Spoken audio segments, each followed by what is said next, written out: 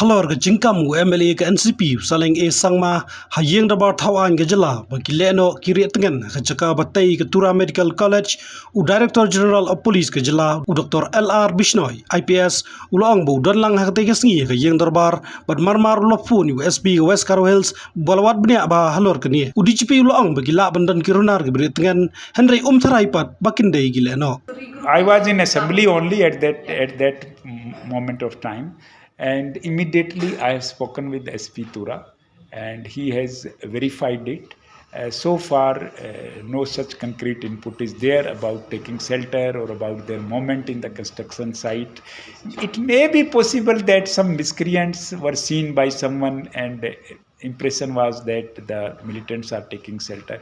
In Kyrwoh Hills, the most of the Kyrwoh outfits, they have already surrendered. So I personally, I don't think that the militants are taking shelter there. We are keeping watch over all the construction sites. If it is used by some even criminals or antisocial elements, then we will take care of it.